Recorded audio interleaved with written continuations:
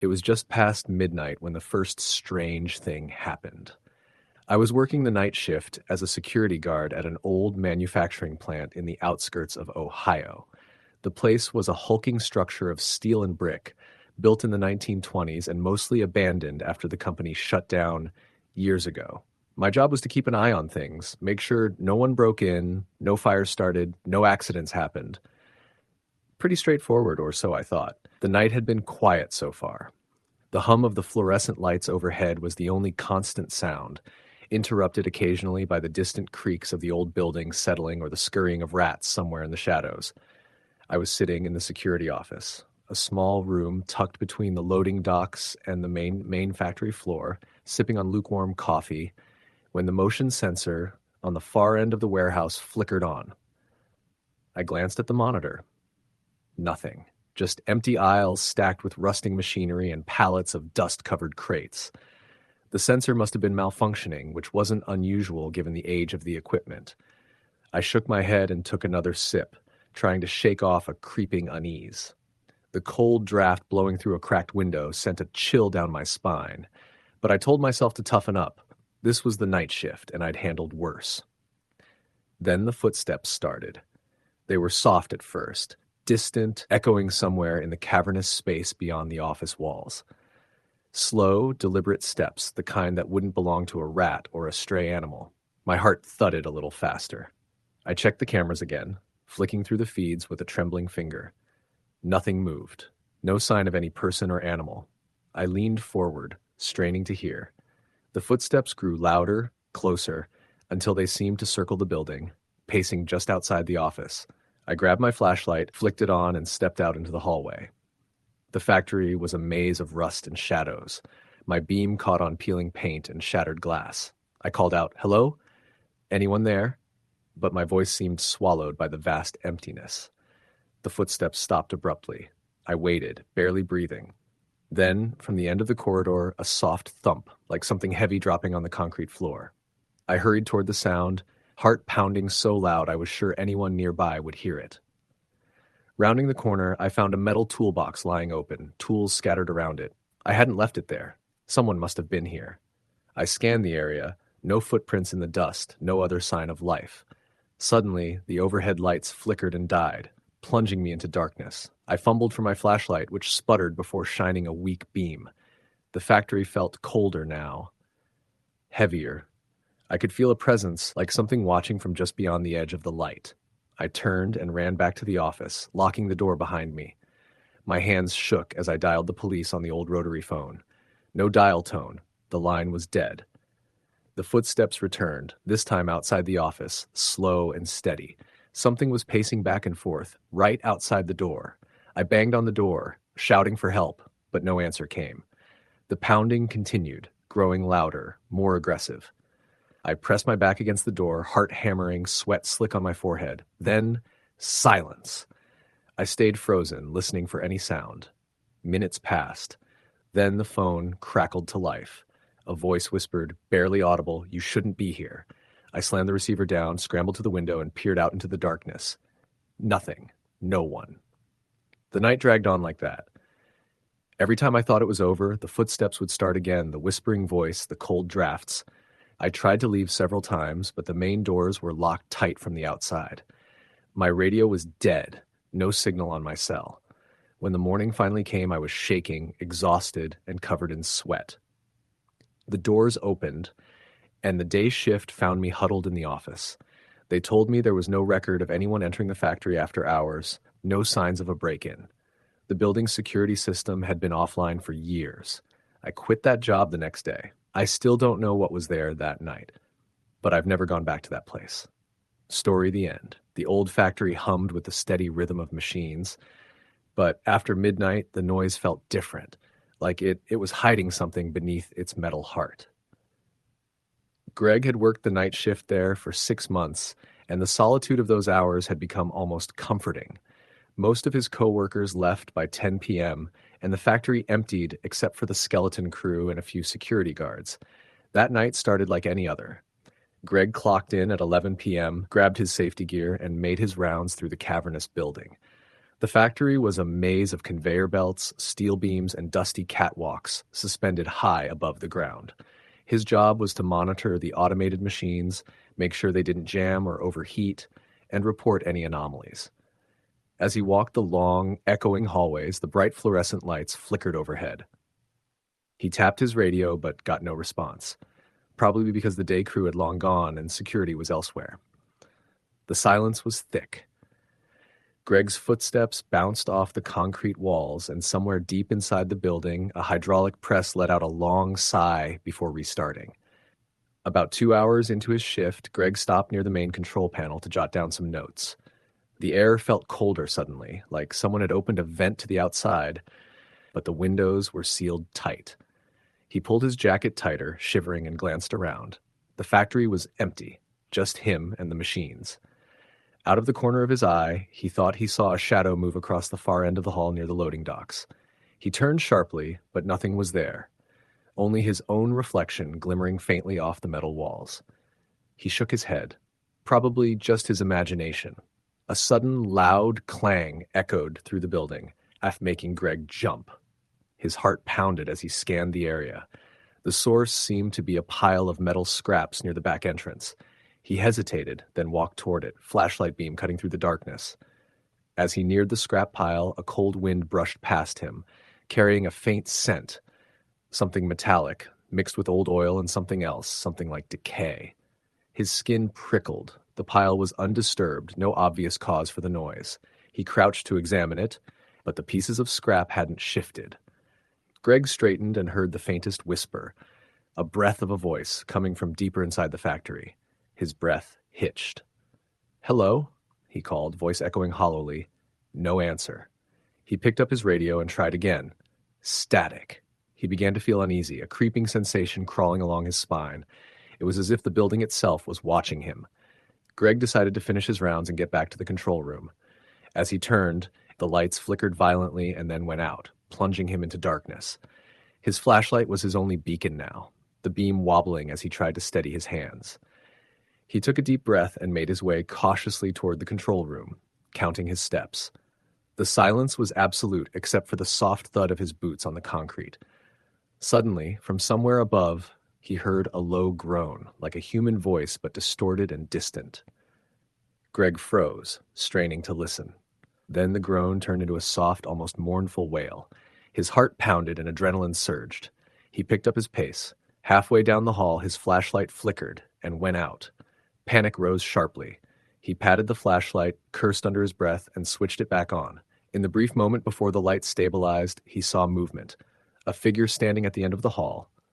Pale, gaunt, indistinct in the shadows. Greg blinked, and the figure was gone.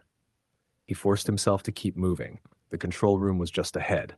He reached for the door, his hand trembling, and pushed it open. Inside, the room was bathed in dim emergency lighting. The control panels hummed softly, screens blinking with data. Greg exhaled, relief flooding through him. He sat down and tried to calm his racing heart. Then the monitors flickered, showing static. Then, for a brief second, an image of the gaunt figure appeared on one of the security cameras. It stood just outside the building, staring at the camera with hollow eyes. Greg's breath caught. He grabbed the radio and called security. No response. He called the main office. No answer. His phone had no signal. The factory was cut off. The figure appeared again on the screen, closer now, inside the perimeter. Greg's instincts screamed at him to leave, but the emergency exit was locked electronically. The door didn't budge when he tried to open it. Trapped. He backed away slowly as the lights flickered more violently, shadows dancing on the walls. Then a cold whisper brushed his ear. "You shouldn't be here." Greg spun around, but no one was there. His radio sparked, the static breaking into a faint voice whispering, "Help! Me!" The air grew colder, and the shadows seemed to pulse, closing in. Suddenly, the control room door slammed shut, locking itself. Greg pounded on it, shouting, but no one answered. The temperature dropped drastically, his breath visible in the frigid air. The faint outline of the figure materialized in the corner of the room, its eyes hollow pits of darkness. Greg backed into the far wall, heart racing, unable to move. The figure reached toward him, a coldness radiating from its touch. Greg screamed, the sound swallowed by the thick darkness. When the morning crew arrived, the control room was empty. Greg was never seen again. The only trace left was his radio, still crackling softly with the whisper, "Help me." Story the end. The fluorescent lights flickered overhead as Mark settled into his usual spot behind the security desk. The night shift at the manufacturing plant was always long and lonely, but it paid better than his previous jobs, and that was what mattered. It was just past midnight, and the hum of machinery from the factory floor had mostly died down, leaving a cavernous silence punctuated only by the occasional clatter from the far end of the plant. Mark's job was simple: monitor the security cameras, check the doors periodically, and report any unusual activity. Most nights, nothing happened except the occasional stray raccoon or a gust of wind rattling the windows. But tonight felt different. About 2 hours into his shift, Mark noticed something odd on one of the cameras. In the loading dock area, a shadow flickered across the frame, though the area was supposed to be locked down. Mark frowned, tapping the monitor to get a clearer view, but the shadow was gone when he adjusted the angle. He shrugged it off as a trick of the light. Later, while making his routine rounds, Mark heard footsteps echoing through the empty hallways. The sound was slow and deliberate, almost dragging. When he rounded the corner toward the loading dock, the hallway was empty. He called out, but only silence answered. The hairs on the back of his neck stood up, and he quickened his pace back toward the security office. Back at his desk, he checked the cameras again. Nothing unusual. He reminded himself it was just his imagination, fueled by too many late nights and an overactive mind. To keep alert, he poured himself a strong cup of coffee and tried to focus. Around 3 a.m., the radio crackled with static, cutting through the quiet. Mark grabbed the receiver and called the night maintenance crew, but there was no answer. The static grew louder, then faded, replaced by what sounded like faint whispering. Mark strained to listen, but couldn't make out words. His pulse quickened. He scanned the camera feeds, eyes darting from screen to screen. Then he saw it. A figure standing just beyond the edge of the warehouse, barely visible in the dim light. The figure was motionless, but the outline was unmistakably human. Mark grabbed his flashlight and headed out, telling himself it was probably a trespasser or a homeless person seeking shelter. As he approached the loading dock, the air grew colder and the silence pressed in on him. The beam of his flashlight swept over the area, but there was no one there. Then, from the corner of his eye, he caught a movement, a fleeting glimpse of something darting behind the stacks of pallets. He called out again, but the only response was an eerie silence. His skin prickled, and he hurried back inside, locking the door behind him.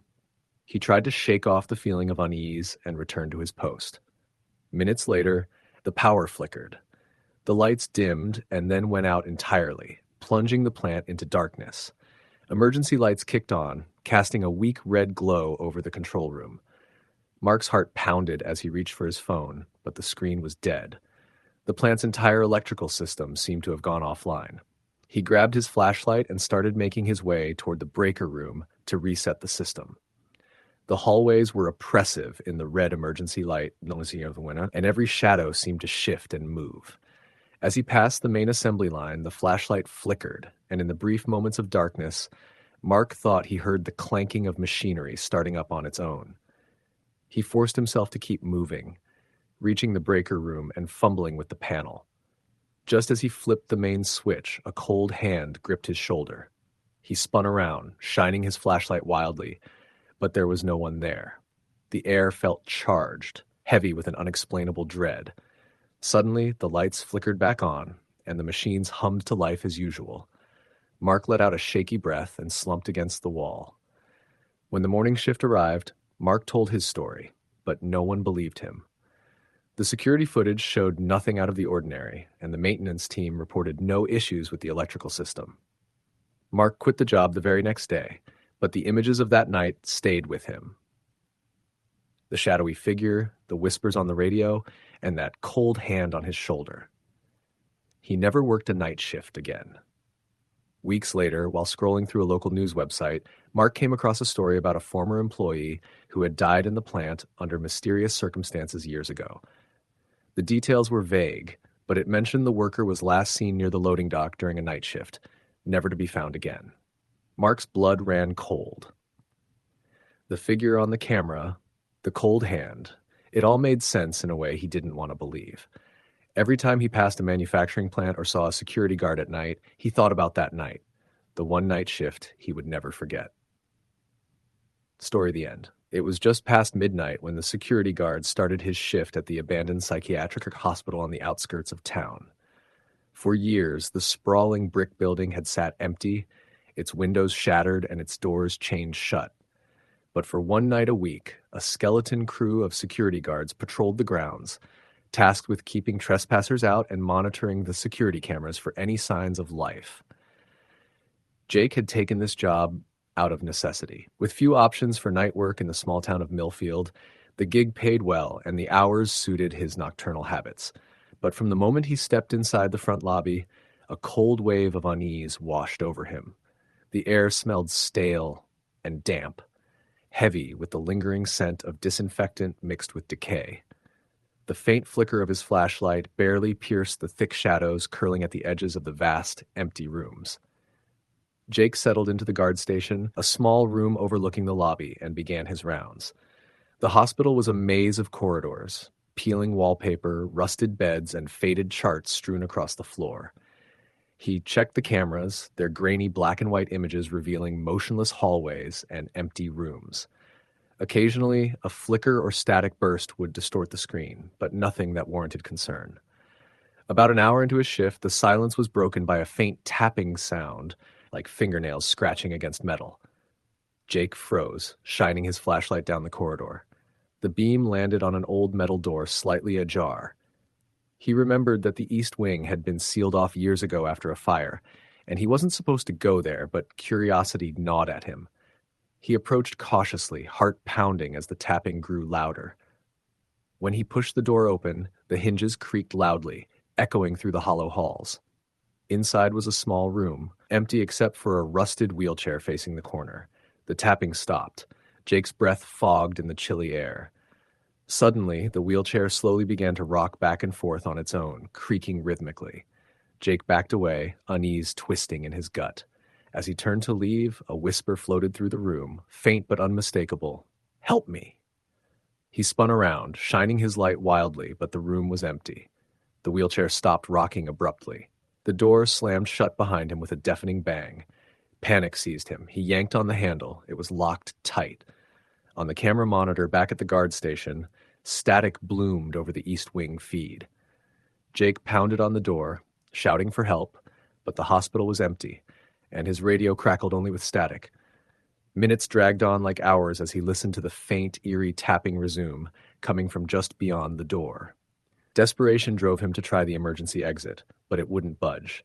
The building seemed to close in around him, the shadows lengthening and twisting into shapes that weren't quite human. He could hear the whispering now, growing louder, voices overlapping a chorus of desperate pleas. "Help me. Don't leave. Stay with us." The temperature dropped sharply. His breath came out in ragged puffs as the flashlight flickered, then died. Darkness swallowed him whole. In the silence that followed, the faint sound of footsteps approached, slow, deliberate, dragging across the floor. Suddenly, the emergency lights flickered on, bathing the hallway in a harsh red glow. Standing there, silhouetted against the far wall, was a figure. A gaunt man in a tattered hospital gown, eyes hollow and glassy. The apparition's mouth opened in a silent scream, and the walls echoed with the sounds of long-ago screams, the torment of forgotten souls trapped within the decaying walls. Jake stumbled backward, tripping over debris, his heart hammering. He scrambled to his feet and ran, the ghostly figure gliding silently behind him, reaching out with cold, skeletal hands. He burst through the lobby doors into the night air, gasping, his skin slick with sweat, despite the chill. The next morning, the hospital was quiet and empty again, as if nothing had happened. Jake handed in his resignation without a word, leaving behind the building and the restless spirits trapped inside. Even now, years later, he can't explain what he saw that night. But sometimes when the wind howls through the trees outside his window, he hears the faint tapping of nails on metal and a whisper that chills him to the bone. "Help me." The fluorescent lights flickered weakly overhead as I settled into my post behind the front desk at the old factory-turned-storage facility. The place was cavernous, Endless rows of rusting shelves and forgotten crates stretching into shadow. My job was simple: monitor security cameras, log any irregularities, and answer calls if needed. It was a graveyard shift, the kind most people avoided. But I needed the money, and this was what I got. The first few hours passed without incident. The hum of the aging HVAC system was a constant, steady drone, broken only by the occasional distant clang of loose metal or a crate shifting in the darkness. Sometimes rats skittered across the concrete floor, their tiny squeaks lost in the vast emptiness. The cameras showed empty aisles, nothing more than shadows stretching in the grainy black and white feeds. Around 2 a.m., I noticed something odd on camera 7, the northeast corner aisle. A faint, flickering light appeared about halfway down, like a cigarette lighter's flame or a small flashlight bobbing on and off. I tapped the screen, zooming in. The light pulsed erratically, disappearing behind crates, then returning. I called the maintenance number. No answer. I tried security backup. Dead air. Deciding to check it out myself, I grabbed a flashlight from the supply closet and stepped into the cold darkness. My boots echoed against the concrete as I walked toward aisle 7. The faint light was gone, but as I rounded the corner, the beam of my flashlight caught something strange. A smudged handprint on the metal shelving, smeared in what looked like dirt, or something darker. My heart skipped. I checked the rest of the aisle, calling out, "Hello? Anyone here?" My voice felt absurdly loud. No reply, just the sound of my own breathing and the distant hum of machines. I snapped a picture with my phone and headed back to the desk. Back at the monitors, the light flickered again on camera 7, and this time I saw it clearly, an indistinct figure, shrouded in shadow, standing near the crates. I leaned in, but the image glitched, the feed pixelating, and then the screen went dead. A chill crawled up my spine. I called my supervisor, who was barely awake on the other end. "Probably a power surge," she said dismissively. "Check the circuit breakers." I did, but everything seemed normal. The facility was old, yes, but the power grid held steady. Then on camera 3, the loading dock, I saw the same figure, or maybe a second one, moving just out of reach of the light. Its movements were slow, almost gliding, not quite human. My phone buzzed. A text from an unknown number: "Leave now." I froze, scanning the dark room. No one was there. I double-checked the number. It was local, but no contact saved. Heart racing, I tried calling the police, but the line was dead. The cell signal was patchy inside the thick concrete walls. I decided to finish my shift as fast as I could. I kept my flashlight close and eyes glued to the monitors, but the cameras kept glitching, showing distorted faces and fleeting shadows. At 4:15 a.m., the power cut out entirely. The emergency lights kicked in, casting a sickly yellow glow that barely penetrated the darkness beyond the desk. Then I heard footsteps, slow, deliberate, echoing down the hall behind me. I grabbed my phone, now flashing only emergency power, and dialed 911 again. This time it rang, but no operator answered. The footsteps came closer, stopped just behind the door. I turned slowly, shining my flashlight toward the noise. Nothing. The door handle rattled, then twisted as if someone was trying to open it. I bolted to the door, locked it, and slid down against it, breathing hard. The footsteps retreated. Suddenly, my phone lit up with another message from the same unknown number. Not safe. I didn't wait. I grabbed the emergency exit key, which I'd found earlier during a safety drill, and slipped out through the fire door. The cold night air hit me, and I sprinted to my car parked under a flickering street lamp. I didn't look back. When I got home, I researched the facility's history. Turns out the factory was shut down after a series of worker accidents decades ago, some fatal. Stories circulated about workers who never left, trapped by faulty equipment and shady management. The building was supposedly condemned. No one was meant to be inside at night. But I had been, alone. Days later, I deleted the photos and messages from my phone. The job was over. But sometimes in the quiet dark, I still think I hear footsteps behind me, slow and deliberate, just like that night. Story the end. The factory floor was swallowed in silence, except for the distant thrum of machines working through the night. Tom wiped the sweat from his brow, even though the cold night air filtered through the cracked windows.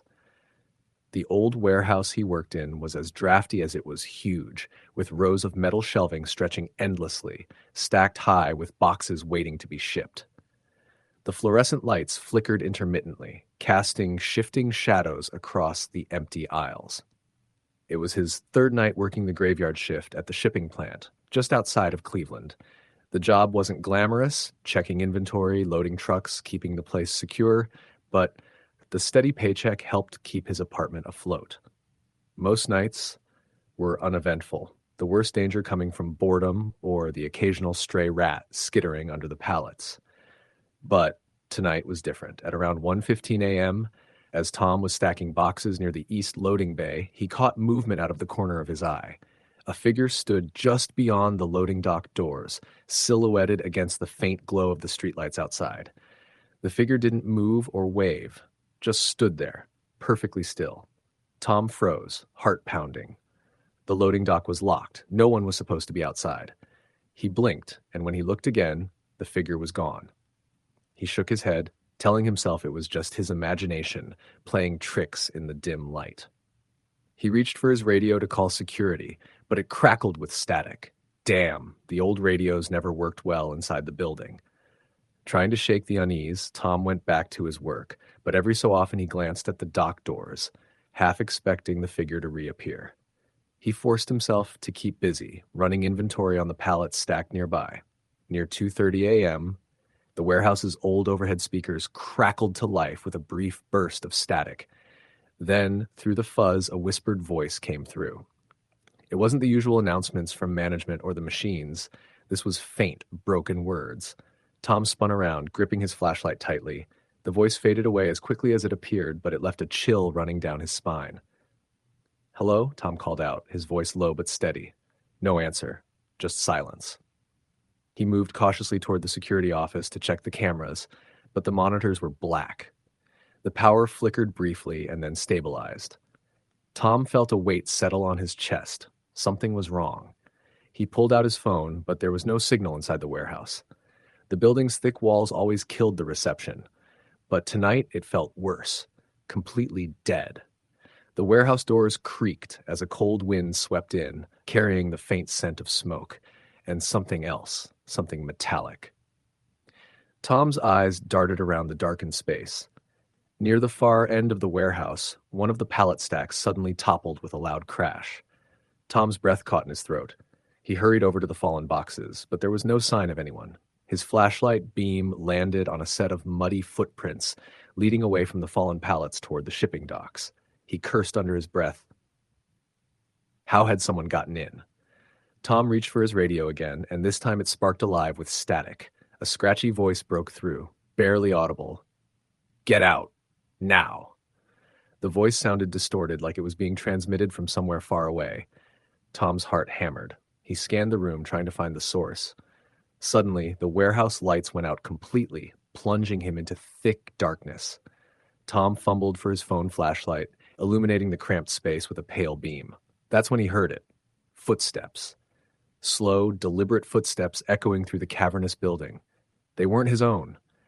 Tom's eyes strained against the dark as the footsteps grew closer. He backed toward the exit, trying to keep calm. A whisper drifted just beyond the beam of light. "Leave." His breath caught, and he sprinted toward the emergency exit door. It was locked. He rattled the handle, heart pounding, and then suddenly it clicked open.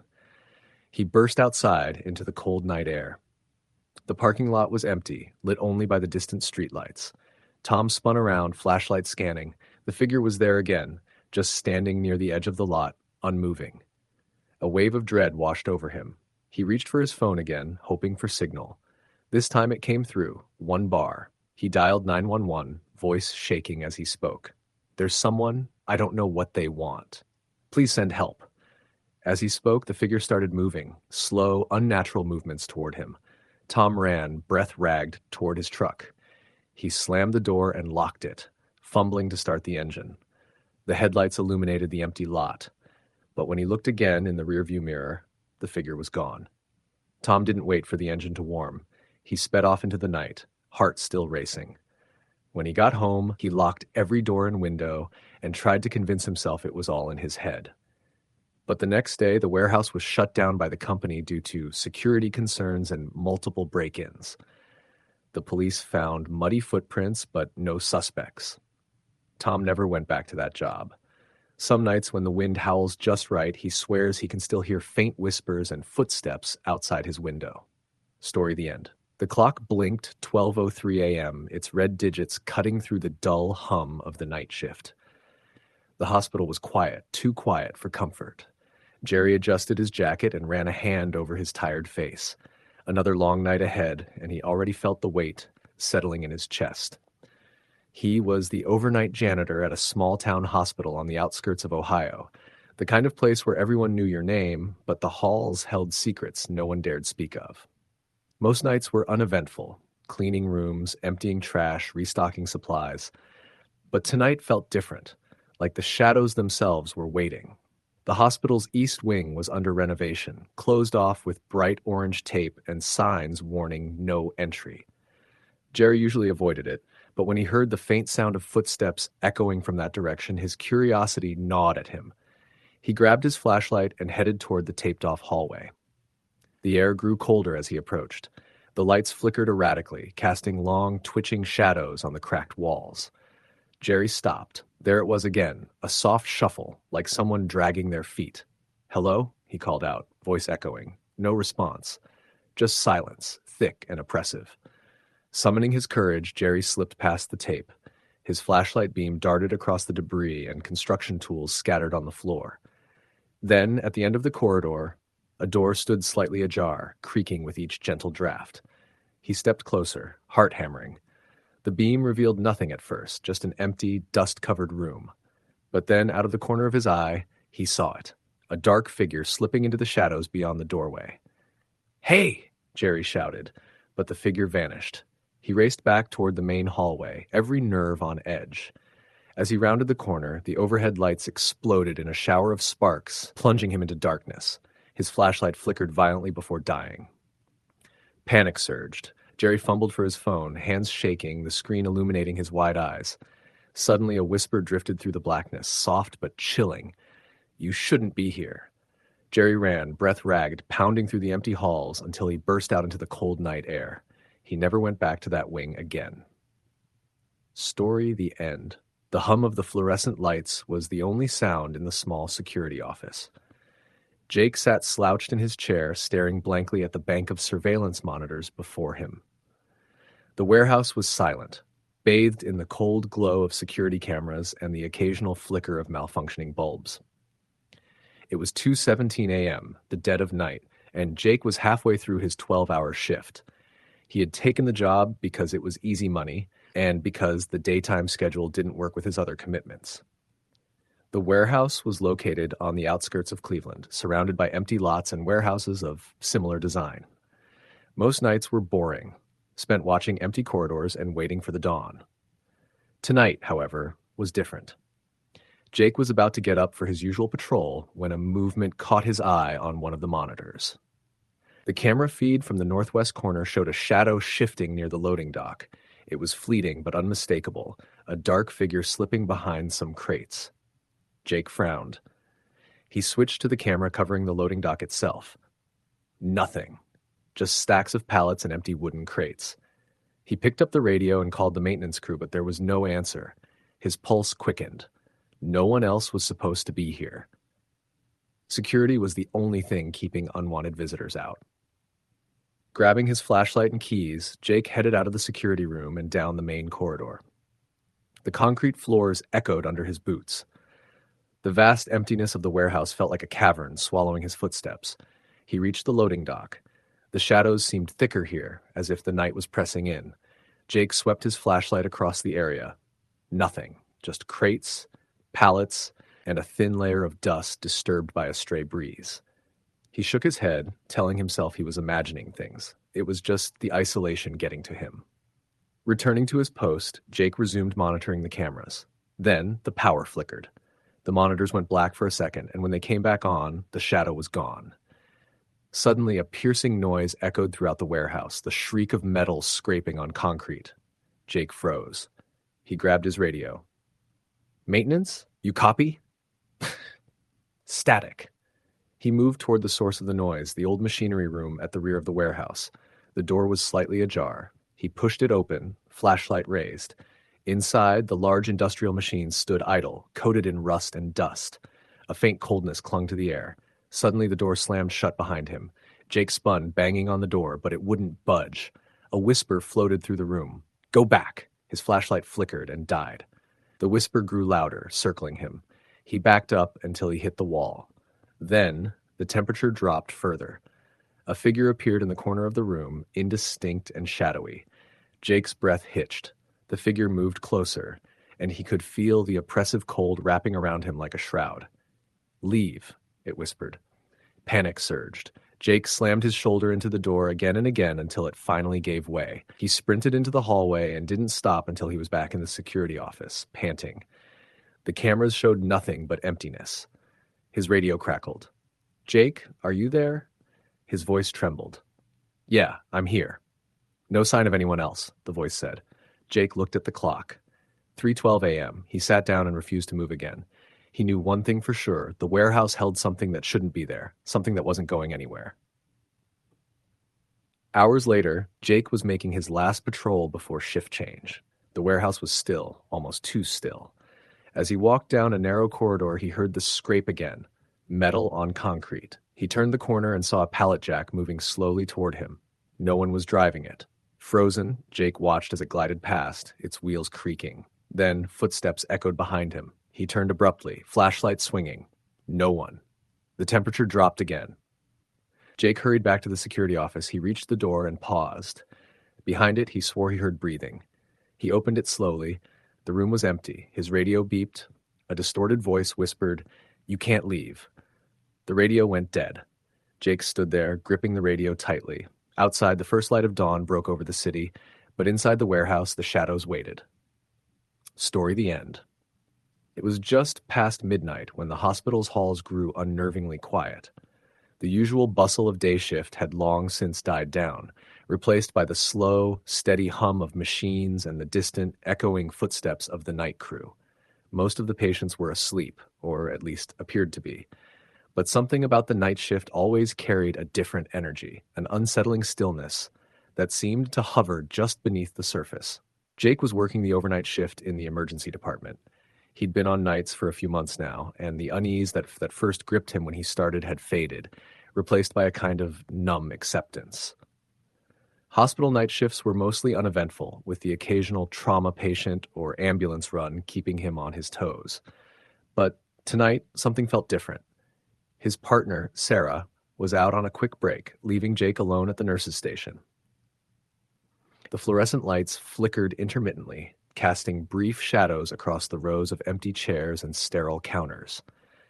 The security guard had just done his rounds, the elevator dinging softly as it went up and down. Jake sipped his lukewarm coffee and checked the monitors. Then the power flickered. The lights dimmed for just a second, then surged back to full brightness. Jake frowned and glanced up.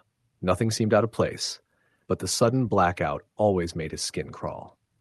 He tried to shake off the chill crawling up his spine. He heard it then, a soft, dragging sound coming from the hallway leading toward the old wing of the hospital, a part no one used much anymore. That wing was mostly sealed off after a series of renovations last year. The doors locked tight except for emergencies. Jake strained his ears, trying to pinpoint the sound. It was faint but unmistakable, a scraping noise, like something heavy being pulled across the floor. His heartbeat quickened, but he reminded himself it was probably just equipment, or maybe the janitor working late. He grabbed his flashlight and then headed toward the hallway, the beam cutting through the thick shadows. As he walked closer, the sound stopped. The hallway was empty.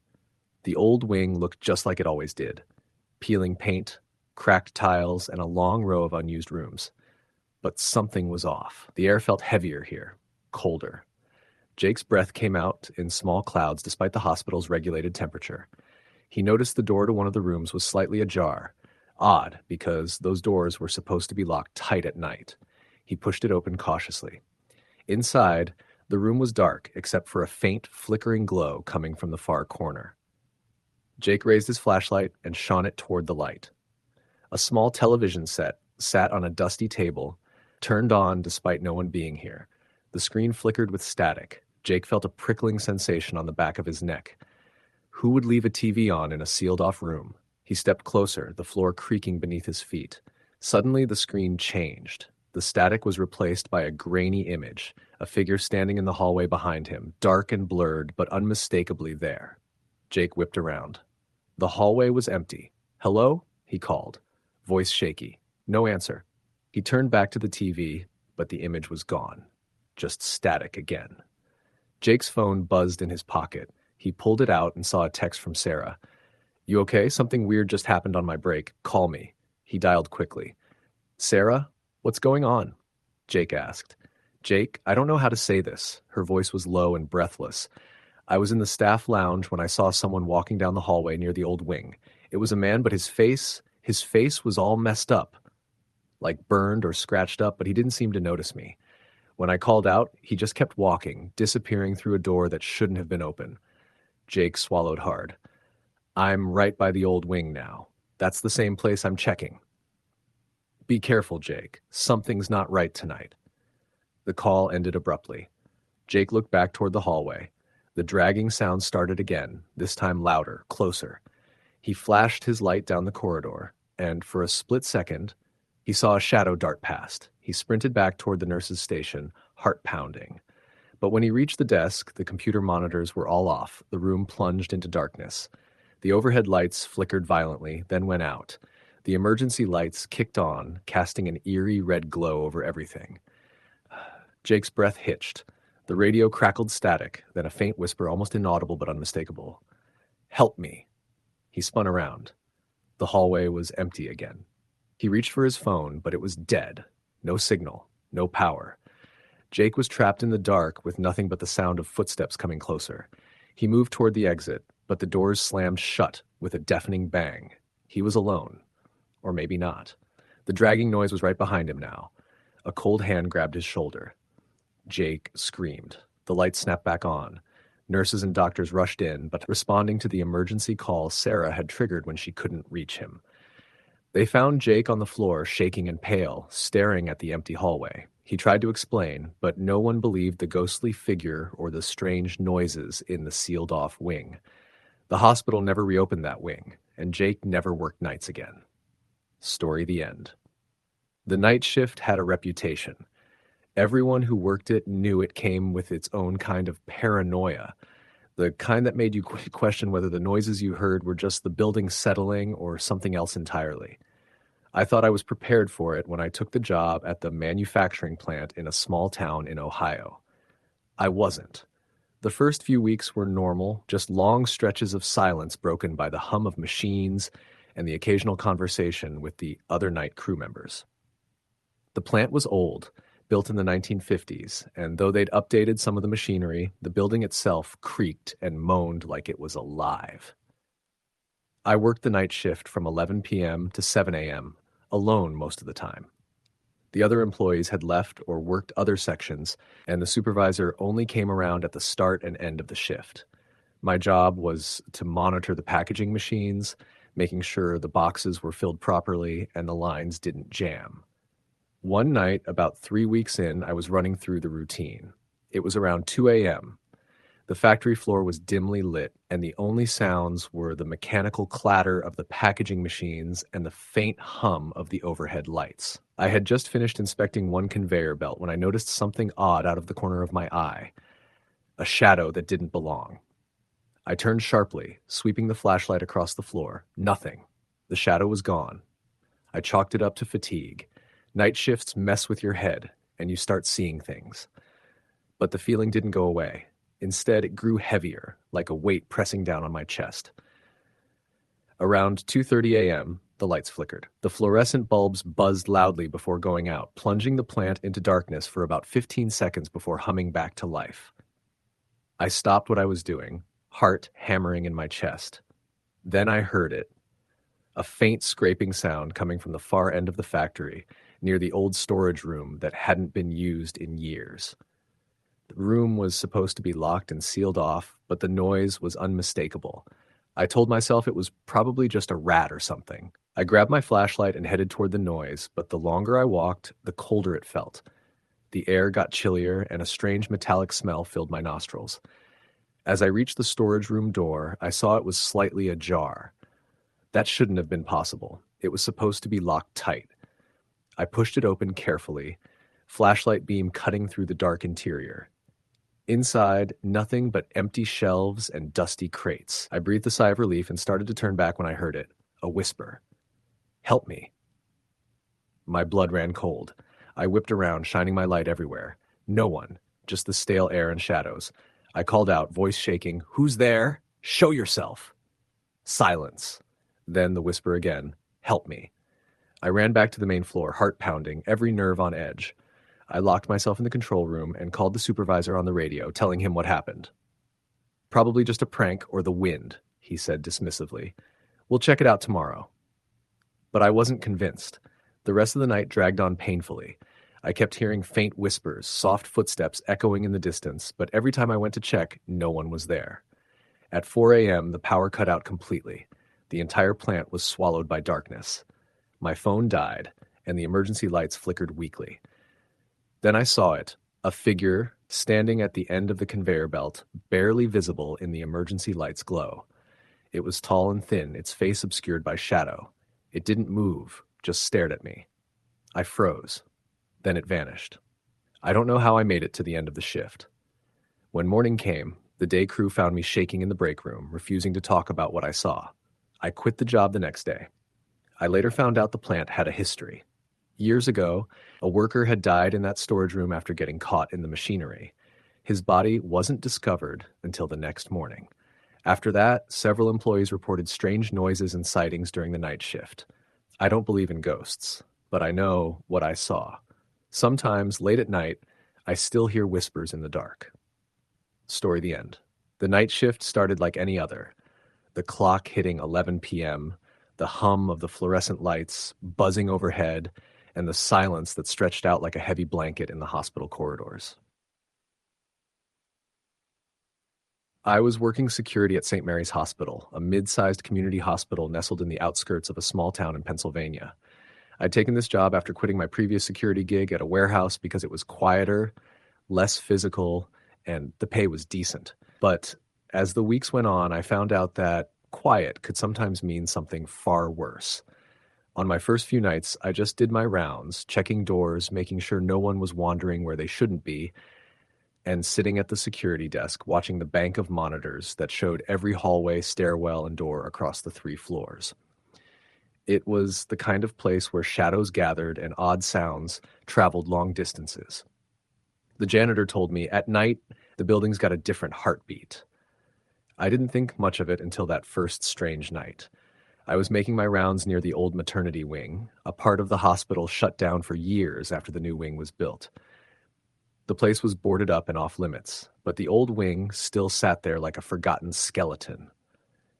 The lights were always off and the doors locked tight. But that night, I heard footsteps coming from that direction. Slow, deliberate, and heavy. I stopped dead in my tracks, listening, heart pounding. No one was supposed to be there, but the sounds kept getting closer. Then I caught a flicker of movement from the corner of my eye, a shadow slipping past the cracked window on the door. I rushed over, but there was no one, just an empty hallway cloaked in darkness. I banged on the door, shouting, but no answer. The door was locked tight, but there was an unmistakable chill in the air that made the hair on the back of my neck stand up. I reported it to the day shift supervisor, who just shrugged and said, "Old buildings like this have their quirks. Probably a rat or something." But it wasn't a rat. That night was the first time I realized the hospital wasn't just full of patients and staff.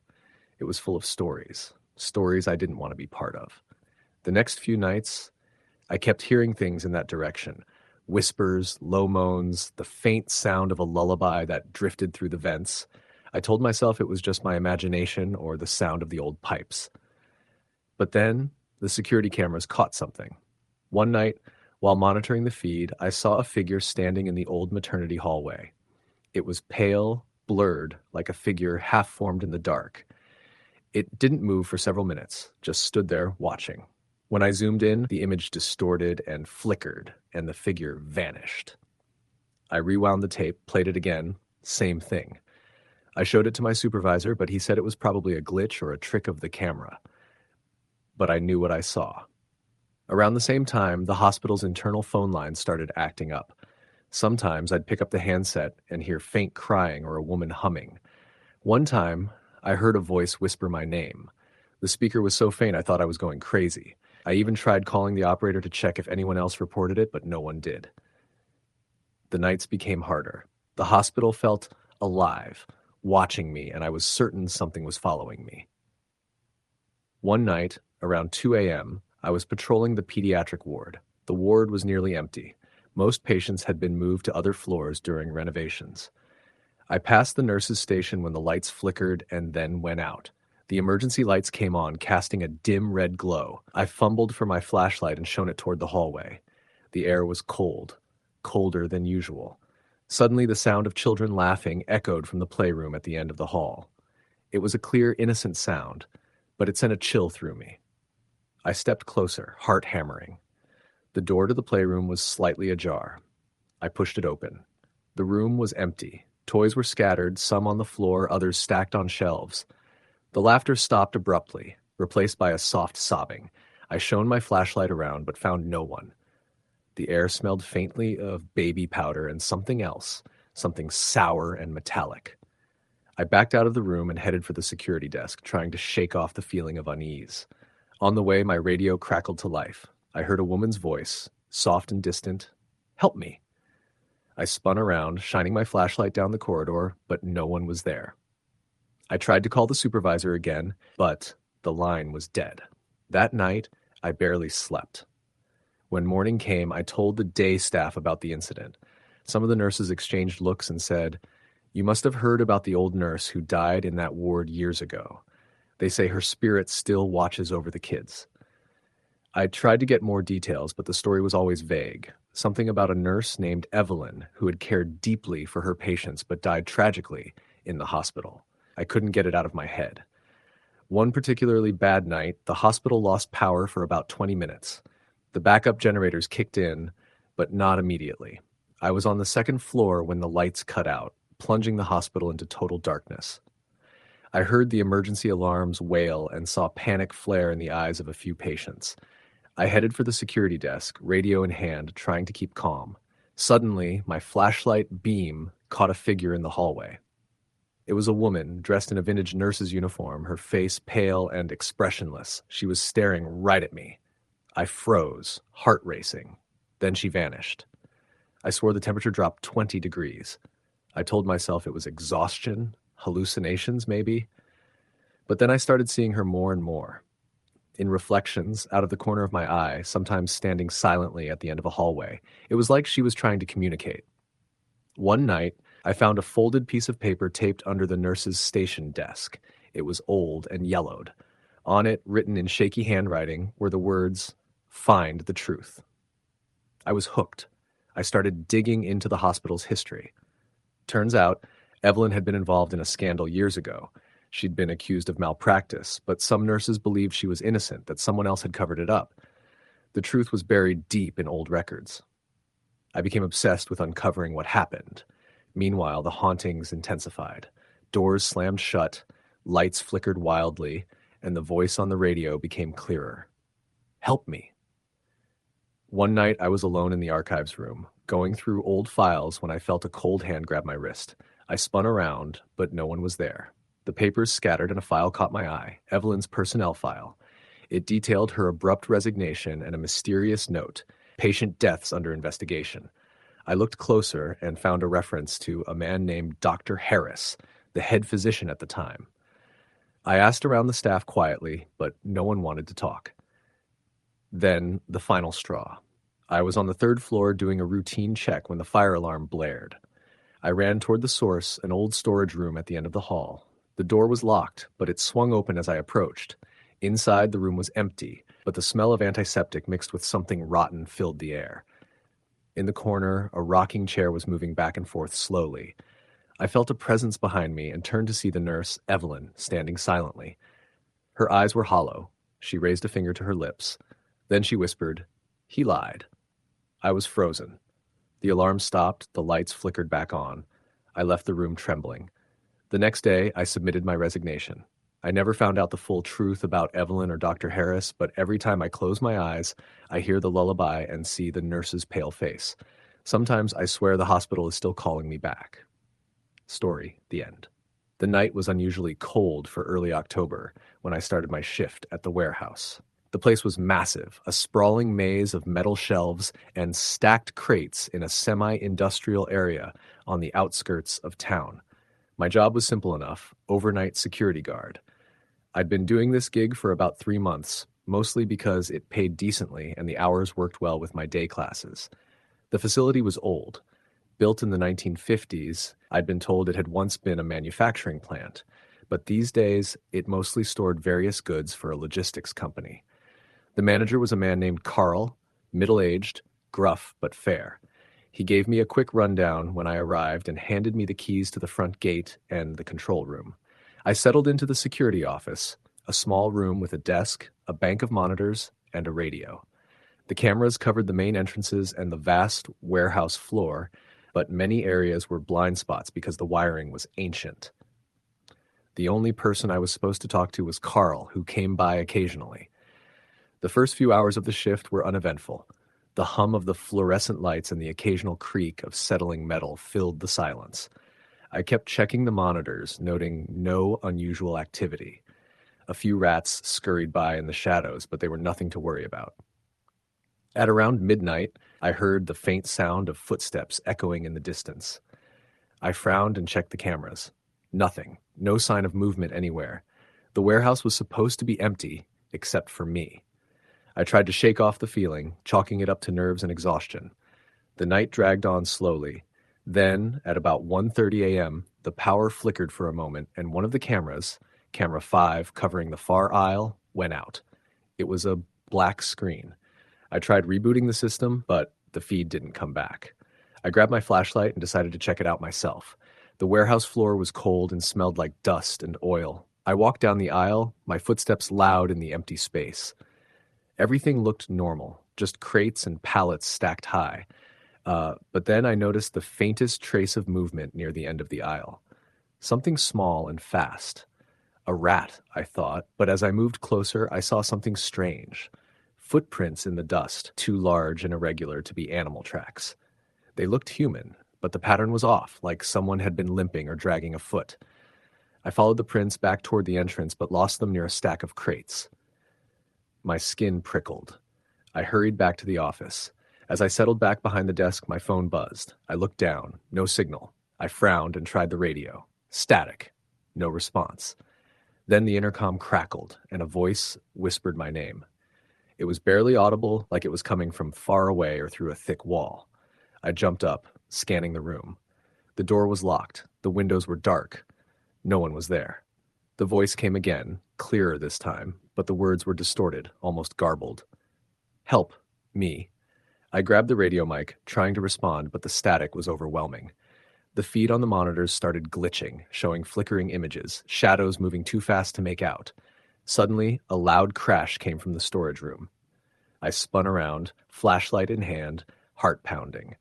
The door to the storage room was slightly ajar. I approached cautiously, calling out, "Hello? Is someone there?" No answer. I pushed the door open. Inside, crates were knocked over, spilled contents scattered across the floor. It looked like someone had been searching frantically. My phone buzzed again. This time, a text appeared on the screen from an unknown number. "Get out." My breath caught in my throat. I tried calling Carl, but no answer. I decided to leave the storage room and head to the main exit, but the door at the far end of the warehouse was locked. Strange, since it was supposed to be unlocked during my shift. I tried the other emergency exit, but it was chained shut. Panic crept in. I returned to the security office, trying to figure out what to do. Then the lights flickered and went out. The emergency generators kicked in, but only half the lights came back on, leaving deep shadows in every corner. The radio crackled again. "Leave now," the voice said, this time urgent. I grabbed my jacket and flashlight and started walking toward the front gate. As I passed the aisles, I heard whispers and shuffling noises coming from the darkness. My flashlight beam caught glimpses of something. Figures? Shadows? I ran. When I reached the gate, I found it locked electronically. I fumbled with the keys, my hands shaking. Then out of the corner of my eye, I saw a figure standing just beyond the fence. A man, or something that looked like one, pale and thin, eyes hollow. I froze. He took a step forward, then another. His mouth opened in a silent scream. I slammed the gate shut, locked it, and got in my car, heart racing. As I drove away, I looked back to see the figure standing by the fence, watching me go. I never went back. Days later, Carl told me the warehouse had a history. Years ago, a worker had died in a fire, trapped inside. Since then, there'd been rumors of strange occurrences, but no one wanted to talk about it. I still get chills when I think about that night, the footsteps, the whispers, the figure at the fence. Sometimes, when I'm alone at night, I swear I can hear someone calling my name. Story, the end. The night started out like any other. I clocked in at 11 p.m. at the packaging warehouse on the edge of Indianapolis, a place that had been around for decades. The building creaked and groaned with every gust of wind, and the fluorescent lights flickered just enough to make you question your sanity. I was the only person working the overnight shift, partly because most of the crew refused to take it, and partly because management figured it was low risk. The job was simple: oversee the conveyor lines, keep an eye on the machines, and make sure nothing caught fire or broke down. Around midnight, I was standing near the loading dock, scanning barcodes and stacking boxes. The place was quiet except for the monotonous hum of the machines. I was used to the silence by now. But then I heard it, a faint tapping coming from the far end of the warehouse. At first, I thought it was just the machines working their usual rhythms, but this was different, more deliberate, like footsteps or nails scratching on metal. I called out, "Hello?" But there was no response. The tapping stopped as suddenly as it had started. I shrugged it off and went back to work, but the feeling of being watched crawled up my spine. Then, about 15 minutes later, the lights flickered and dimmed. The warehouse went pitch black for a moment, and when the emergency lights kicked on, I realized the loading dock door was wide open. That door was always locked during the night shift. I hurried over, the cold night air rushing in, carrying with it the faint scent of something metallic, like blood or rust. The parking lot was empty, except for my beat-up pickup. No sign of anyone. I locked the door and double-checked it before heading back inside. The tapping came again, louder this time, echoing through the aisles between the stacked pallets. My heart was pounding. I switched on my flashlight and crept down the aisles, shining the beam ahead of me. Nothing. Just boxes and crates. Then I heard it, whispering. Soft, unintelligible whispers, coming from somewhere ahead. The beam of my flashlight landed on a pallet stacked too high, and shadows danced between the boxes. I called out again, "Is someone there?" No answer. The whispers stopped, replaced by an eerie silence. I tried to shake off the feeling, but my skin crawled, and my breath came fast.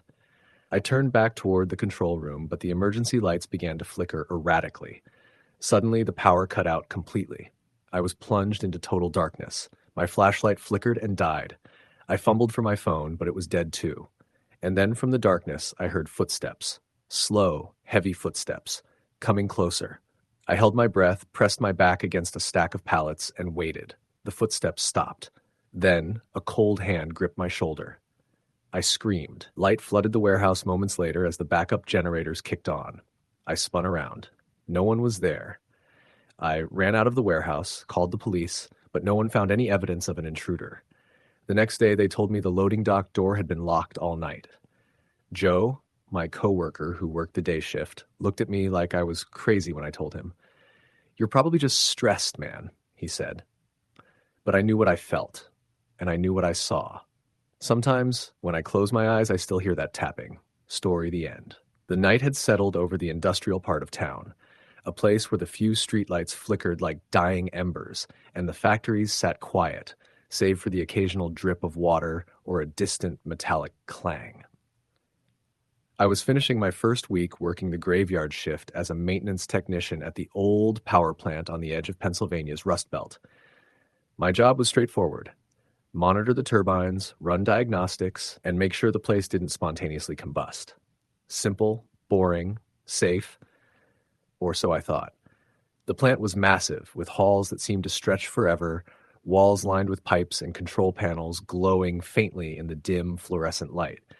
Most of the time, I was alone except for the hum of the machines and the rhythmic thumping of the generators. The daytime staff was gone, and the rest of the city slept, leaving me to wander the halls in the silence. On the second night, while I was checking a set of valves in the northern wing, an area mostly closed off due to old machinery, I heard something strange, a faint tapping sound coming from the far end of the hall. At first, I thought it was just some loose panel rattling in the breeze, but as I walked closer, the tapping seemed deliberate, rhythmic, like someone knocking. I called out, "Hello? Maintenance here." No answer. Just that tapping coming from behind a set of heavy steel doors labeled "Authorized Personnel Only." I tried the door.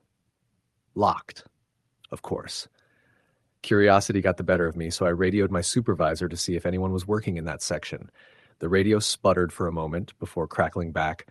No one should be there after hours. Maybe an animal or something. I didn't buy it. The tapping stopped then, leaving only the steady buzz of the machines. I shook it off and moved on.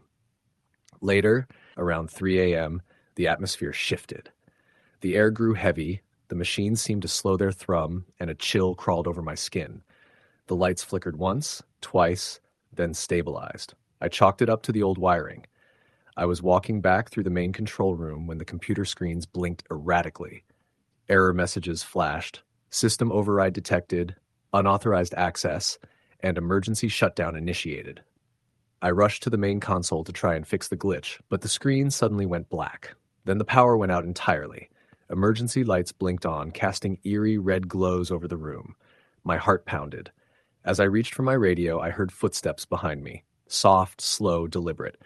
I spun around, flashlight raised, but no one was there. "Hello?" I called, voice trembling.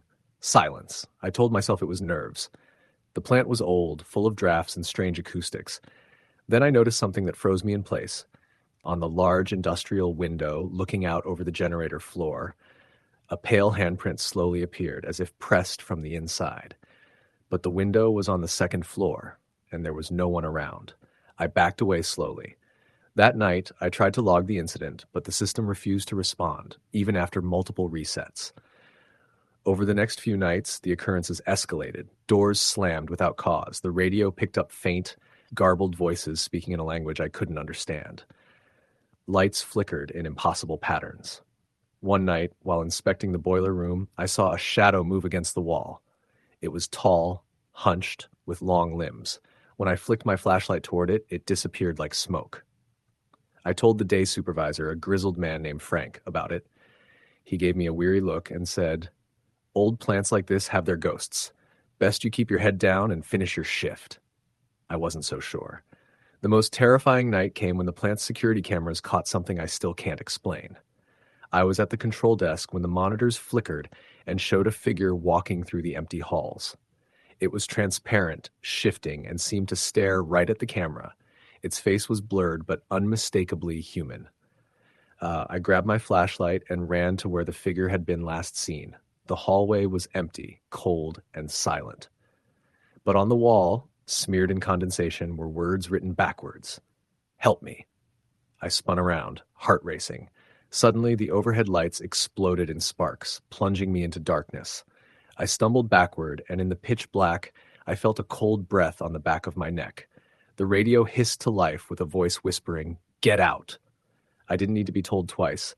I bolted toward the exit, but the doors that normally unlocked automatically refused to open. The plant's intercom crackled, and that same voice echoed through the halls. "You shouldn't be here." After what felt like an eternity, the doors finally slid open, and I burst outside into the cold night air. I never went back. The power plant was eventually shut down for renovations. Rumors circulated that strange activity continued even when the plant was empty. Sometimes, late at night when I'm lying in bed, I still hear the tapping, and I wonder what or who I disturbed in that place. Story the end. It was just past midnight when I arrived at the hospital for my night shift. The place was a massive old building on the outskirts of Cleveland, part modern medical center, part relic from decades past. I worked as a security guard, mostly making rounds, watching the monitors, and ensuring no one got into areas they weren't supposed to.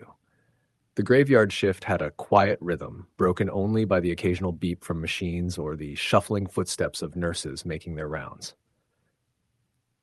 Tonight felt different. The air was thick, almost suffocating, like the building itself was holding its breath. As I clocked in and headed to the security office, the fluorescent lights flickered briefly, casting the long shadows of the empty corridors. I sat down, sipping lukewarm coffee while staring at the bank of monitors in front of me. Most cameras showed nothing but empty hallways, sterile rooms, and closed doors. Occasionally, a janitor or a nurse passed by, but that was it. The steady hum of the building was a low constant in the background. Around 2 a.m., the phone on my desk rang sharply. I picked it up. "Security," I said. There was only heavy breathing on the other end, slow and uneven.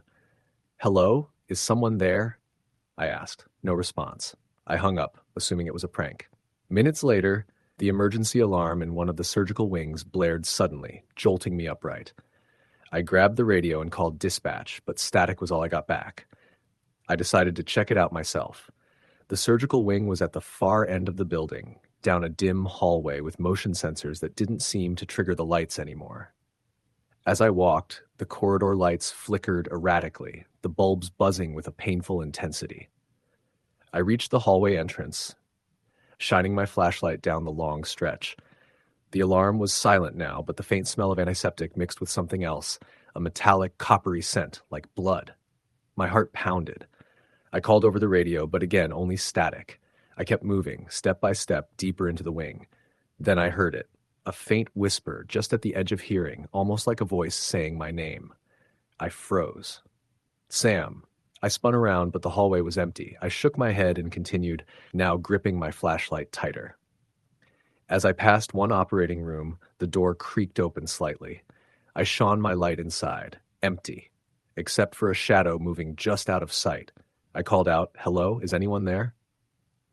The shadow seemed to retreat into the darkness. Then I saw the blood, thin streaks trailing from the corner of the room toward the next hallway.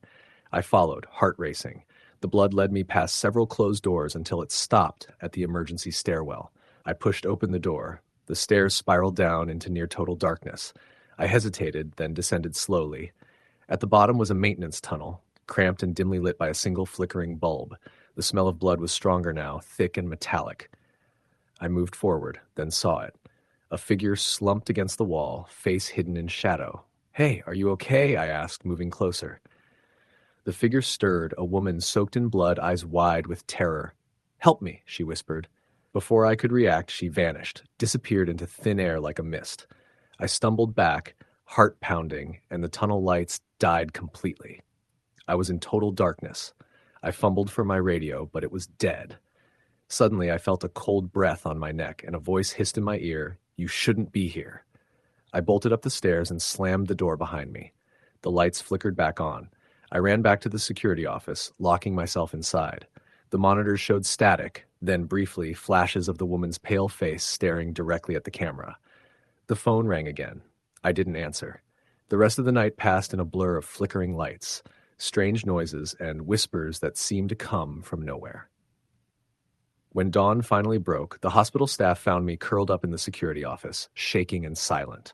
I never worked the night shift again. Story the end. It was one of those long, quiet nights at the municipal water treatment plant on the outskirts of a small town in Pennsylvania. The kind of place where most people never set foot, let alone work the graveyard shift. I just transferred there from a hospital security job, thinking the slow, steady rhythm of the plant's machinery would be a welcome change. But I was wrong. My shift started at 11 p.m., and usually I'd have the whole facility to myself until the morning crew arrived around 7 a.m. The plant was huge, with long, echoing corridors, massive vats of water bubbling quietly, and a maze of catwalks above deep pools of filtered water. The only company I had was the hum of the pumps and the occasional beep from the control panels. That first week was uneventful, too uneventful. I spent most of my nights walking patrol routes, checking valves and gauges, making sure no alarms were triggered. I got used to the eerie silence, except for the low industrial noises that sounded like the plant was alive and breathing. The feeling was almost hypnotic at times. Then, about a week into the job, things started to change. It was just past midnight when I first noticed it. A faint tapping sound coming from one of the older control rooms. The building was split into sections.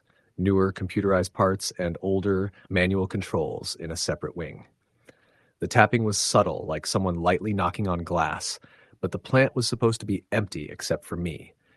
I shrugged it off and figured it was just the wind or machinery settling. I went over to check the control room, but everything was normal. No one there, no one around. I even flicked the lights on and off a few times to be sure. Nothing. The next few nights, the tapping continued, always around the same time, always in the same control room. I told myself I was imagining things, but the sound was unmistakable. One night, curiosity got the better of me. I sat down in the control room, waiting for the tapping. When it started, I looked up and saw nothing. But then I noticed the temperature gauge on one of the panels drop suddenly, even though the system was supposed to be stable.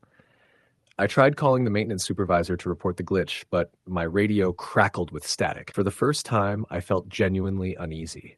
A few days later, something even stranger happened.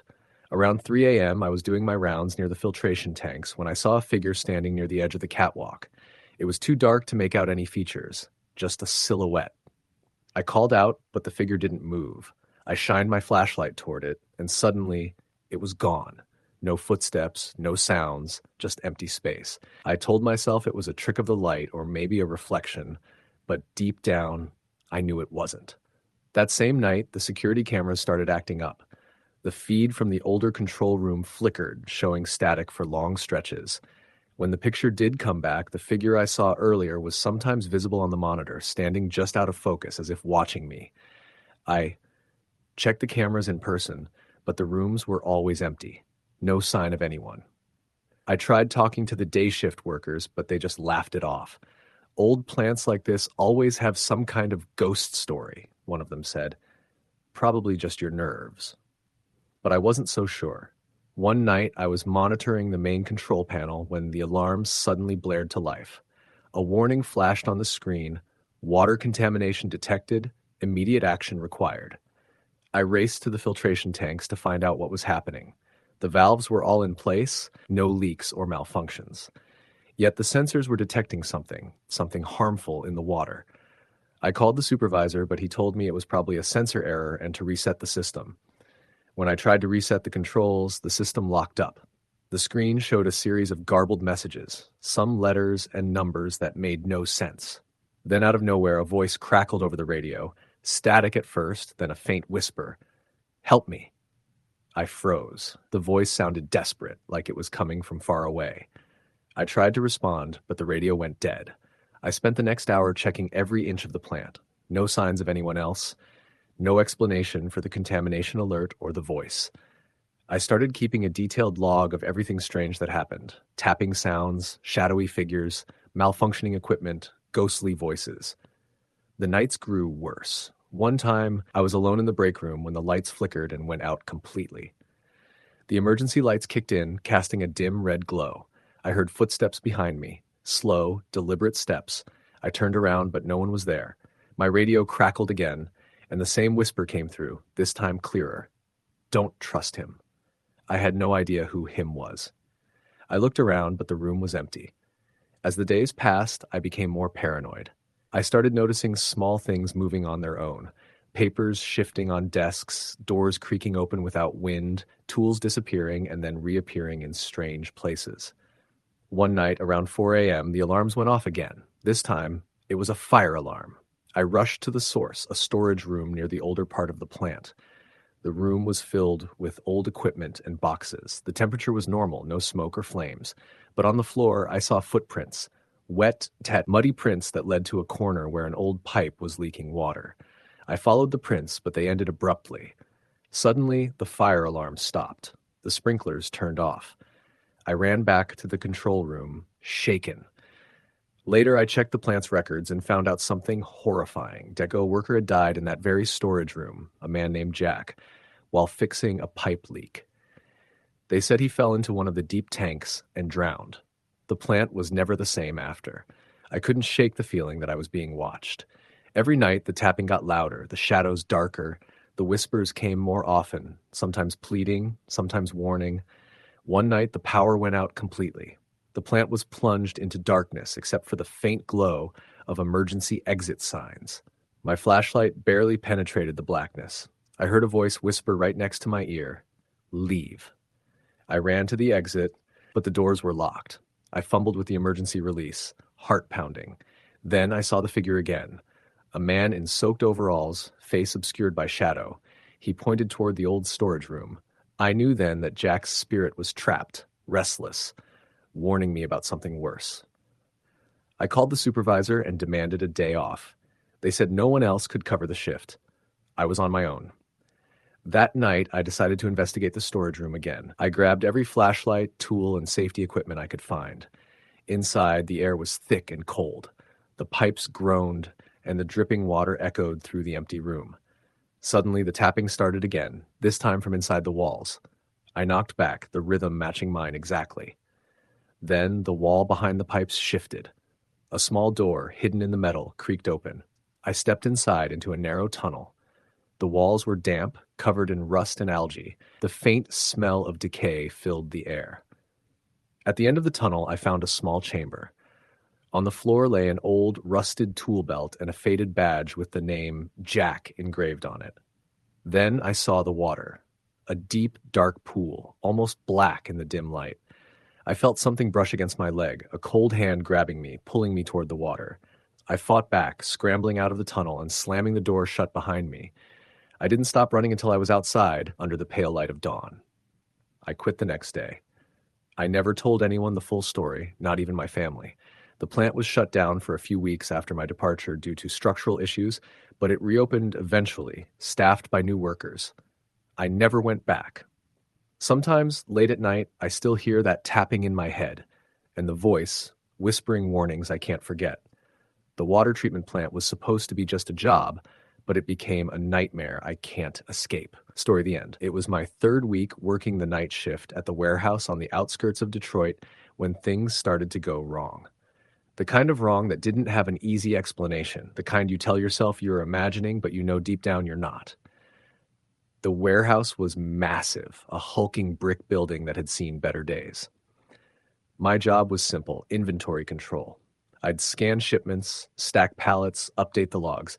The night shift was quiet, sometimes painfully so, with only a skeleton crew. Usually me, the forklift driver Joe, and the security guard named Frank who did rounds every hour. Most nights were uneventful. I'd listen to music on my phone, watch the clock tick slowly towards dawn, and occasionally chat with Joe or Frank. But this particular night was different. It started just after midnight. I was alone in the inventory room, scanning boxes in the dim, fluorescent light. Joe had gone for a break, and Frank was doing his usual rounds on the far side of the warehouse. The hum of the overhead lights and the faint creaks of the old building were the only sounds. I felt something, like a flicker in the air, subtle but unsettling. At first I dismissed it. Old buildings do that. Pipes shift, metal contracts. But then I heard it, a low scratching noise coming from one of the storage aisles behind me. It wasn't the usual warehouse sounds. It was sharp, deliberate. I froze for a moment, heart pounding, listening hard. I called out, "Hello, Joe? Frank?" No answer. The scratching stopped abruptly. I shrugged it off and went back to scanning, convincing myself it was just a rat or some small animal trapped somewhere. About 15 minutes later, the warehouse lights flickered once, then twice.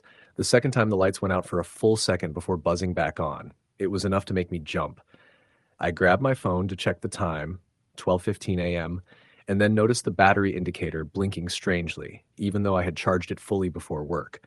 Then the music I was listening to cut out abruptly. I thought maybe I'd lost connection, but the Wi-Fi was stable during the whole shift, and nothing else on my phone seemed off. I tried to shake off the growing unease. Maybe it was just a glitch or a power surge from the city grid. I texted Joe, "Hey, you okay?" Lights flickered here. No reply. I texted Frank, "Did you see that flicker? Everything good?" No reply. A chill ran down my spine. Suddenly, a faint tapping noise started near the back of the warehouse, the side Joe was supposed to be on for his break. It was slow, rhythmic, like someone drumming their fingers on metal. I stood up and walked towards the aisle where the noise was coming from, flashlight app on my phone ready. As I approached, the tapping stopped. "Joe? Frank?" I called again, voice shaking slightly. Silence. I flicked on my flashlight and shined it down the aisle. Rows and rows of stacked boxes, but no sign of anyone. I turned to go back when something moved out of the corner of my eye. A shadow, darting between two pallets. I swung the flashlight around quickly, but it was gone. I was sweating now, heart racing, but I told myself I just imagined it. Maybe a rat, maybe the flickering lights played tricks on my eyes. I pulled out my walkie-talkie to call Frank. "Frank, you there? You okay?" Static answered. Then, faintly, a crackled whisper came through. "Help!" My blood ran cold. I pressed the button again, louder. "Frank? What is that? Are you okay?" No response. Just static. I quickly texted my supervisor, trying to keep calm, but my hands were shaking. Then my phone screen flickered again and went black. The warehouse plunged into darkness. I fumbled for my phone as finally getting the flashlight to work again. But the sudden silence was oppressive. The overhead lights were out completely. I could hear something moving, something heavy, slow, just beyond the beams of my flashlight. Then, footsteps. Slow footsteps. Coming from the opposite end of the aisle. I backed up slowly, heart pounding, trying to think rationally. It could be Joe or Frank. Maybe the power outage confused the timing of breaks or rounds. I shouted out again, "Joe? Frank?" No answer. I heard a soft whisper close by, like someone breathing on the edge of my hearing, but I couldn't place it. Then, just when I thought I could move, something cold brushed past me. It felt like cold air, but also a pressure, like someone had just touched my shoulder. I spun around, flashlight beam sweeping wildly. Nothing. My breath was visible in the cold air, though the thermostat was set to 70 degrees. Panic was rising. I turned and ran for the door to the inventory room, fumbling to open it. The door was locked. Not just locked, it felt jammed, like something was holding it shut from the other side. I pounded on it, shouting for Joe or Frank, but no response. I pulled out my phone, trying to call 911. The screen flickered and went black again. I felt trapped. Then the overhead lights came back on suddenly. The room was empty. No Joe, no Frank, no sign that anyone had been there except me. I sat down on the cold concrete floor, trying to steady my breathing. I called the supervisor again. This time, they answered immediately. "What's going on? Are you okay?" The voice asked, concern in their tone. "I don't know. The lights went out. Joe and Frank disappeared. The door to the inventory room was jammed. My phone keeps glitching. I think something's wrong here." They told me to stay put and that security was on their way. Minutes passed like hours. My mind raced. Then I heard the sound of footsteps, heavy, slow, coming from the warehouse floor outside. The door handle rattled. I jumped up, heart pounding, and flung the door open, but no one was there. Only the echo of footsteps fading into the dark aisles. The security team arrived 20 minutes later. They searched the warehouse with me. No Joe, no Frank, no sign they had ever been there that night. They checked the security cameras. All the footage from that night was corrupted or missing. The last time-stamped footage showed me entering the warehouse at 10 p.m., but nothing after that. No Joe, no Frank, no other employees. I was the only one the cameras recorded after 10 p.m. The police investigated. They found no evidence of foul play, no break-ins, no disturbances. Joe and Frank were never seen again. Months passed. I never went back to that warehouse. Sometimes I still hear tapping in the silence of my apartment. And sometimes late at night, I get a whisper on my phone's walkie-talkie app, "Help." Story the end. The night had settled into a thick, heavy silence that only those who work the graveyard shift know well. Marcus sat behind the counter of the 24-hour convenience store in a small town on the outskirts of Columbus, Ohio. It was the kind of place where the streetlights flickered intermittently and the occasional car passed by, their headlights slicing through the darkness like knives.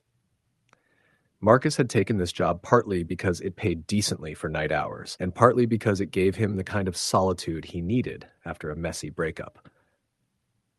The first few hours passed without incident. The usual drunks asking for cigarettes, the odd trucker grabbing a coffee, the late-night wanderers buying snacks or lottery tickets. At around 2:30 a.m., the wind outside picked up, rattling the old metal sign hanging from the storefront. Marcus felt a chill and pulled his jacket tighter around him. The fluorescent lights hummed above, buzzing softly in the otherwise quiet room. Just as he was about to take a sip of his lukewarm coffee, the door chimed sharply. A man walked in. tall, lanky, wearing a long coat despite the mild spring air. His face was partially obscured by the brim of a hat, shadowed but not quite enough to hide his cold eyes. The man moved slowly, deliberately, scanning the aisles with an unnerving calm. Marcus greeted him with the usual, "Can I help you?" But the man didn't respond immediately. Instead, he drifted toward the back of the store, stopping in front of the refrigerated section. He stood there for several minutes, just staring at the drinks. Something about him didn't feel right. Marcus's skin prickled. He glanced at the security camera monitors behind the counter, watching the man's slow movements. Then the man turned and looked directly at Marcus, a faint smile curling on his lips. It was thin, unsettling. Marcus tried to shake off the uneasy feeling. Maybe he was just tired. The man finally approached the counter, holding a single bottle of water. "That'll be $1.50, Marcus said, reaching for the register. The man placed a hand on the counter, and Marcus noticed it was unnaturally cold, his fingers long and thin. When the man spoke, his voice was low, almost a whisper, but with an edge that made Marcus's stomach tighten. "Do you believe in shadows?" Marcus blinked. "Excuse me? Shadows," the man repeated, tilting his head slightly. "Things that move just beyond the edge of your vision. Things that watch when you think you're alone." Marcus forced a laugh. Yeah, I guess. It's a late shift. I'm a little tired." The man's eyes flicked to the door as it chimed again, but no one entered. "You're not alone tonight," he said softly. Before Marcus could respond, the man turned and walked toward the exit. His coat swayed behind him, brushing the floor. Outside, the wind had picked up again, howling softly. Marcus watched as the man disappeared into the night. He tried to shake off the chill creeping up his spine and returned to his coffee. The rest of the night passed in an uneasy blur. The clock crawled toward 5 a.m., and Marcus was counting the minutes until his shift ended. Then, just before the final hour, the door chimed again. This time, it wasn't a man. It was a woman. Young, drenched from the rain that had begun to fall. She looked desperate, her eyes wide and frantic. "Please," she whispered, stepping inside, shivering. "Can I use your phone? My car broke down." Marcus nodded and pointed toward the payphone in the corner. She hurried over and began dialing, her hands trembling. As he watched her, Marcus noticed something odd. The reflection in the glass behind her didn't match her movements. It lingered a moment longer, then twisted, that something dark and formless sliding away. Marcus blinked, wondering if exhaustion was playing tricks on him. "Everything okay?" he asked. The woman turned, her eyes wild. I think someone's outside. I can feel it." Marcus's heart raced. He looked out the window but saw only empty parking lot and shadows cast by flickering street lamps. The phone rang once, twice, then clicked. The woman sighed in relief. "Thank you," she said quickly. "I'll call a tow." She moved toward the door but paused, her gaze catching on something behind Marcus. She froze, her breath hitching. Marcus turned slowly. The dark shape stood there, a silhouette so black it seemed to absorb the light around it. No features, just a shifting mass. He blinked hard, and it vanished. The woman screamed, grabbing Marcus's arm. "We have to get out of here." They fled into the rainy night, leaving the store and the shadowy presence behind. Marcus never worked the night shift again. Story the end. The night was colder than usual, and the wind whipped through the cracked windows of the small-town gas station where I worked alone on the graveyard shift. I had taken the job mostly because I needed the money and because it fit around my college schedule. The station was old, with peeling paint, flickering neon signs, and a fluorescent bulb buzzing over the counter. It sat right on the edge of town, close enough to the highway that occasional trucks rumbled past, but far enough that traffic was sparse after midnight. The first few hours were uneventful, mostly the usual. A couple of truckers stopping for coffee, a lost traveler filling up their tank, the distant howl of a dog or two. The hum of the fluorescent light above my head and the occasional beep from the register were the only consistent sounds. I kept an eye on the security cameras, which mostly showed empty parking lots and shadowy corners. Around 1:15 a.m., I noticed movement on the camera covering the east entrance. A figure was standing just beyond the glass doors, too dark to make out clearly, but unmistakably there. The figure didn't move toward the door, just lingered. I leaned forward, squinting.